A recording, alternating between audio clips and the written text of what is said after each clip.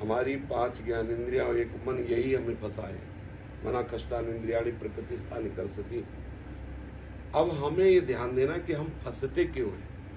5 ज्ञानेंद्रियां हैं, नेत्रेंद्री, घ्राणेंद्री, रसेंद्री, त्वगेंद्री और श्रवणेंद्री। अब हमारे नेत्र जो अच्छे अच्छे रूप देखना, अच्छा अच्छा दृश्य देखना चाहते हैं, अच्छे अच्छे, उसको ये सब अच्छा लगता है। गंदे दृश्य देखना, गंदी सीने देखना, गंदा भाव से देखना। हमें जो देखने का आनंद प्राप्त करना है, पहली बात तो समझना है कि हमें गंदी सीन, गंदे दृश्य, गंदे भाव से किसी को जो हम देखते, उससे हमारी नेत्रेंद्रिय की भूख तो मिटनी ही नहीं है। दूसरी है अच्छी चीजें देखना। 2 चीजें हैं, जड़ चेतन गुण दोषमय। अब यहाँ त्रिगुणात्मिका प्रकृति से रचा हुआ संपूर्ण संसार है, तो बिल्कुल माया। जैसे एक सीन देखी हो, झलक के खत्म, ऐसे हर दृश्य है। जिसे तुम बहुत सजा हुआ महल देखते हो, कुछ काल के बाद, तुम अल्पायु इसलिए पूरा निर्णय नहीं देख पाते, कुछ काल के बाद उसकी क्या दुर्दशा होगी, वहां क्या होगा। जिसे तुम बहुत सुंदर बगीचा देखते हो, कुछ काल के बाद उसकी क्या दशा होगी। मतलब तो हम दृश्य देखना चाहते हैं तो ऐसा दृश्य देखे। अखिल सौंदर्य माधुर्य निधि मदन मोहन श्री लालजू महाराज, प्रेम समुद्र महान रूप की राशि, देखो माई सुंदरता की सीमा। प्रियाजू के साथ नृत्य कर रहे, प्रियाजू से हंस के नाना प्रकार की चेष्टाएं प्रेम रस भरी कर रहे, प्रियाजू के साथ वन विहार, देखो कैसे सखी और प्रिया प्रीतम जल क्रीड़ा कर रहे। तो ये नेत्रेंद्रिय अब सार्थक हुई।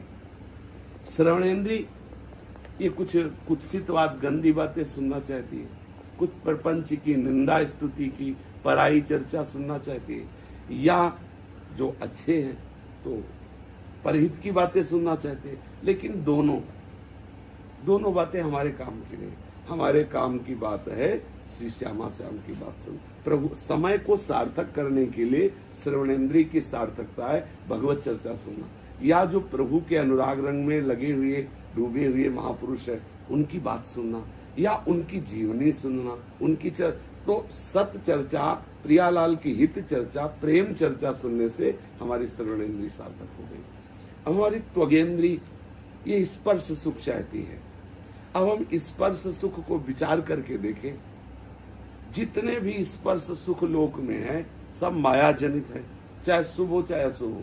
उनका क्या, अगर हमें प्रियाजू के श्री चरणों में महावर लगाने का स्पर्श सुख प्राप्त हो रहा, प्रियाजू के कपोल में पत्रावली करने का, प्रियाजू के केश पास संभालने, प्रियालाल के स्नान करा के श्रीअंगों में श्रृंगार, तो हमारा इससे बड़ा कोई स्पर्श, हमारे गुरुदेव, हमारे आचार्य, हमारी सहचरियां हमें गले से लगाए हृदय, इससे बड़ा कोई स्पर्श सुख, ये विषय का स्पर्श कोई स्पर्श है। इसे तो कुत्ता और पशु, नीच योनिया और अधम योनिया, ये सब स्पर्श क्या, अगर यही स्पर्श सुख मनुष्य शरीर प्राप्त करके हम प्राप्त, तो क्या।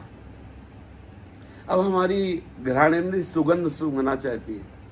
जितनी सुगंध सृष्टि में है, अगर प्रियालाल की सुगंध मिल जाए तो दुर्गंध लगे। अभी कल स्वप्न आया, दिन में देखा, बहुत सुंदर एक बगीचा है, वो तो मतलब श्री जी की कृपा। तो इतनी सुगंध आ रही, हम दौड़ दौड़ के लताओं को सूंघ रहे हैं, वृक्षों को, तो उनकी त्वचा से ऐसी गंध आ रही कि जैसे कोई खूब शराब पी लेना तो मादकता चढ़ती है, ऐसे हमारे नशा चढ़ रहा है।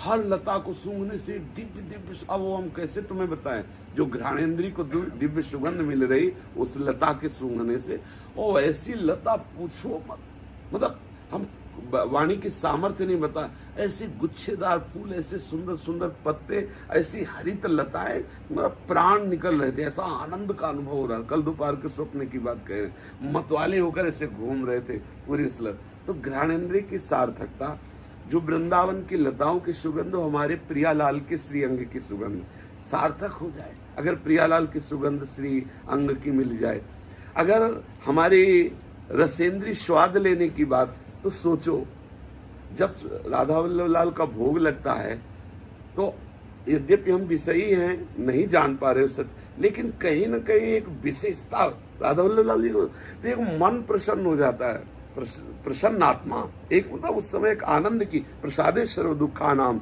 हानि रस्यो, एक ऐसा थोड़ा तो अहोभाग्य लगता है। सोचो प्रियालाल अपने श्रीमुख का पान आपको दे तो आपकी रसेंद्री प्रियालाल का उच्छिष्ट हमें पाने को मिले, प्रियालाल का, और सब चिदानंद प्रेम रस में उच्छिष्ट सार्थक हो गए। तो जैसे अधिक लाभ के लिए माने हुए छोटे लाभ का त्याग होता है, हमें 1 करोड़ कमाना है तो 10 लाख रुपए हम बिना किसी सुख के उसे लगा देते हैं।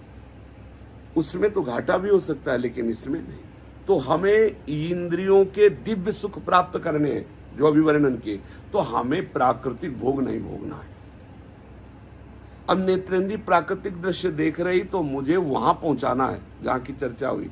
तो क्या करना है, अब जहां जहां जो वस्तु व्यक्ति स्थान दृश्य यही आएंगे तो हमें प्रभु ही है, वासुदेवा सर्वमिति। अब हमारी इंद्रिय जो देखने की प्रक्रिया ना बदलनी शुरू हो गई। अब वो चिदानंद रस का दर्शन करेगी। बैठे बैठे दृश्य बदल जाता है। बैठे आप लेटे हैं, सोचो ऐसे स्वप्न में कैसा आनंद रहेगा। लाखों संत भगवान बैठे हुए, लाखों, और उनके बीच में सत्संग हो रहा बैठे हुए। ऐसी ऐसी सुंदर घाटियां, ऐसे ऐसे सुंदर मतलब दृश्य, ऐसे सुंदर सुंदर। देखा कि सदगुरुदेव भगवान है और वो प्रवचन कर रहे हैं। तो महाराज जी से कह रहे आप भी प्रवचन, बोले हाँ कर रहे हैं। बड़ा मतलब अब बताओ क्या जरूरत है हमें कोई दृश्य देखने की, किसी से मिलने की, किसी से बात करने की। ये तो एक मतलब बाहरी बातें हैं, आंतरिक तो अनिर्वचनीयम प्रेम स्वरूपम, मुंह का स्वादन हो तो उसे वर्णन नहीं। तो हम एक महासुख प्राप्ति के लिए अपनी 5 ज्ञानेंद्रियों के द्वारा जो भोगे जाने वाले ये नाशवान झूठे विषय हैं, हट करके इनका त्याग कर दें। कठिन तब पड़ता है जब हम उस पर महत्व रखते हैं। मात्र क्या मतलब किस बात का महत्व। एक संत रात दिन बस यही चिंतन था, यही चर्चा थी, कहाँ भंडारा हो रहा है, कहाँ भेंट मिलने वाले, घंटों किसी भी लाइन में खड़े रहना। और जब वो पधारे तो उनके कमरे का हम ही सामान सब निकाल करके बाहर लाए बांटने के लिए। मतलब आप ये समझो कि एक छोटी मोटी DCM भर जाए इतने कपड़े थे, ढेर लगा, कपड़ों का ढेर लगा था कमरे में। और 50-60 हजार रुपए के 10-10 रुपए के 50 जैसी भेंटें मिली थी, सब गड्डी लगाए हुए उसी में रखे। क्या क्या सब दुनिया का प्रपंच मर गए। अब वो जीवन जो गया संग्रह में, भागने में, उपभोग किया नहीं, और वो सब ऐसे छोड़कर चले। अब बताओ कितनी मूर्खता रही। जो जीवन मुझे सच्चिदानंद प्रभु का नाम एकाग्रता पूर्वक संग्रह करना था, प्रभु का चिंतन करना था, प्रभु के लिए हमारा जीवन था, हम कहाँ लगा दिया। तो क्या जो उनके शरीर में पहनने और खाने की और व्यवस्था के लिए चाहिए था, वो ये ना करते तो प्रभु ना देते क्या? आप विचार करो। और वो खा नहीं पाए, कर नहीं पाए। अगर उनको 10 रुपए जो दवा की जरूरत होती तो हम ही से कहते थे कि बाबा वो दवा लानी कैसे व्यवस्था की जाए, तो हाँ वो नहीं बताते थे कि वो रखा कर। ये आसक्ति जीव को ऐसे भ्रम में फंसा देती है माया, पूछो मत। अब जैसे कोई गंदी चेष्टा से ब्रह्मचर्य आदि नष्ट, क्या सुख है? केवल तुम्हें भ्रम है। रोकने में जो सुख है उसे तुम समझ नहीं पा रहे हो। आप मान लो आपका ब्रह्मचर्य ठीक चल रहा है, आपको नींद नहीं परास्त कर सकती। अब 1:30 बजे से जगह, आलस्य लग रहा है क्या? और दोपहर का भोजन पाके ही विश्राम होगा। एक आनंद, सो ही नहीं सकते आपको। मतलब ऐसा नहीं कि उसमें आपको नींद परास्त कर दे, ऐसा नहीं। आपको भूख नहीं परास्त कर सकती। आपको विषय सेवन की जो प्रबल लालसाएं हैं, धीरे धीरे आप खुद देखेंगे वो शीतल होती चली जा रही, वो नष्ट होती चली जा रही। इसलिए आप लोगों को चाहिए कि दृढ़ निश्चय कर लो मेरे जीवन का लक्ष्य क्या है, और नहीं पीछे पछताओगे। प्रकृति किसी को बर्दाश्त नहीं करेगी। जब तक आप प्रकृति के स्वामी का आश्रय नहीं लोगे, तब तक ये प्रकृति आपके सुकृत के अनुसार मिलेगी। आप जो कर रहे हैं दुष्कृत आचरण, जब समय आएगा तो प्रकृति आपको क्षमा नहीं करेगी, आपको नष्ट कर, फिर कोई साथ नहीं देता। है बात समझ ली, कोई साथ नहीं देता। बहुत शांत गंभीर। हमें सुख चाहिए ना, तो हम ऐसे सुख की तरफ बढ़े ना, प्रभु के सुख की तरफ। हम क्यों निम्न सुख की तरफ जाए? उसका महत्व क्यों रख रहे हो? जो गंदे आचरण, गंदी बातें, गंदे दृश्य, उचित आहार। देखो संतों का वचन है कि खाओ मन भर और छोड़ो ना कण भर। उचित आहार ले लिया जितने से पेट भरता है, उचित वस्त्र ढकने, शरीर ढकने के लिए वस्त्र ले लिया, इसके बाद उचित नींद, रात दिन अपने के लिए। अपना भजन तो कितना सरस है, हम कीर्तन कर रहे हैं, पद गायन कर रहे हैं, श्रीमद राधा सुधा निधि के श्लोकों का गायन कर रहे हैं, चिंतन कर रहे हैं, नाम जप कर रहे हैं। नहीं कुछ है तो पढ़े, वृंदावन धाम है, पढ़े। कोई क्रिया पाप की नहीं कर रहे तो आप धीरे धीरे निष्पाप होते। धामवास मात्र से आप रोज आपका भजन हो रहा है, बिना भजन के भजन हो रहा है। धामवास बस पाप की क्रिया होने के कारण धामवास का जो लाभ है वो आपके हृदय में स्फुरित नहीं हो पा रहा है।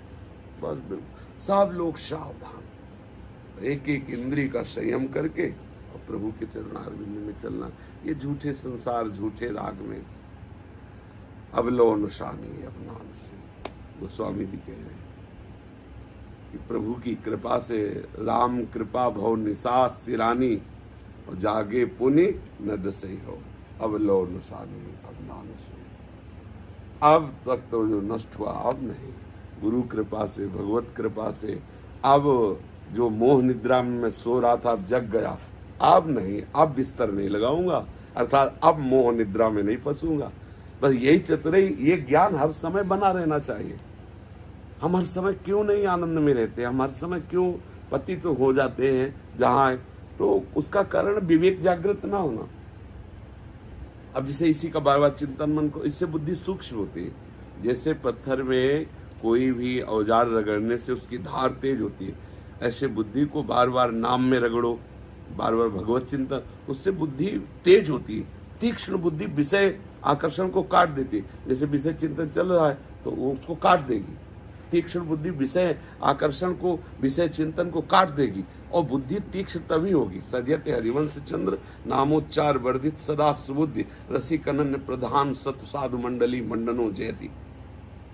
जो जयपूर्वक, उत्साहपूर्वक उनकी कृपा मनाते हुए सदैव उनके नाम का स्मरण, रूप का स्मरण, लीला चिंतन, उनकी महिमा का चिंतन, तो बुद्धि सूक्ष्म होती जा रही है, सुबुद्धि बढ़ती चली जा रही है। एक नशा चढ़ता है भजन का, इतना पाठ कर लिया और पाठ कर ले, इतना जप कर लिया और जप कर ले। भोगों के लिए मतलब समय कहाँ है। ये जो प्रमाद स्थिति होती है ना, कि मतलब सुबह तक सोना, मनमानी आचरण करना, इससे मिलेगा क्या, सार बात क्या। एक अगर गिलास आपका छूट गया तो वो चुरा लिए और फिर वो सब कसम खा जाएंगे कि हम मंगाए हैं, खरीदे हैं, सब बहुत बुरी तरह से मरे और उनकी जितनी संपत्ति सब थी, ऐसे पूछो मत, ऐसे व्यर्थ चली गई। व्यर्थ इसलिए कि अगर संतों काम में आती, धामवासियों काम में आती तो वो सार्थक हो जाती। कोई दूसरा उसे कुचेष्टा वाला ही उसको हड़प करके। तो तुम जिन भोगों का संग्रह कर रहे हो, जिनके लिए अधर्म कर रहे हो, वो तुम्हें साथ नहीं देंगे। उसका परिणाम तुम्हें महान कष्ट देगा और वो तो नष्ट हो ही जाएगी। नाशवान अशाश्वत है, चलायमान परिवर्तनशील यहाँ के भोग, वासना, यहाँ के दृश्य। सावधान, मुझे फैसला नहीं है। हर एक इंद्रिय को लालच दो। रूप देखना है तो प्रियालाल की महिमा सुननी, प्रियालाल की संतों की महिमा सुननी, स्पर्श सुख तो प्रियालाल के श्रीअंगों का स्पर्श, उनके श्री चरण सेवा का सुख प्राप्त करना है। स्वाद तो प्रियालाल के उच्छिष्ट का स्वाद करना है। बोलना गाना है तो प्रियालाल, हमारा जीवन प्रियालाल के लिए बड़ा आनंदमय। अब जहाँ आप एकांत होते हैं और चिंतन आपका बिगड़ा और विवेक है नहीं, तो वो आपको विषय में फंसा देता है। कुछ नहीं विषय, इस समस्त संसार के जन विषयों का भरपूर सेवन करते हुए अतृप्त, अशांत, क्लेशित है और तृष्णा विषय अधिक से अधिक संग्रह कर पाऊं, अधिक से अधिक भोग पाऊं, यही बात। और यही करते हुए मर जाते, फिर जन्मते, फिर मरते, ये चक्र चलता रहता है। हम चक्र मिटाने के लिए भगवत मार्ग में लाए गए हैं। संस्कृति चक्र को रोक दे, तृष्णा प्रपंच मत्सर विसन सर्व दंड निर्बल करे, शुभ अशुभ दुर्ग विध्वंसी बल तक जयति जयति जय गुच्चरे। आनंद पूर्वक खूब भजन परायण हो। भजन ही सार है इंद्रियों के विलास में।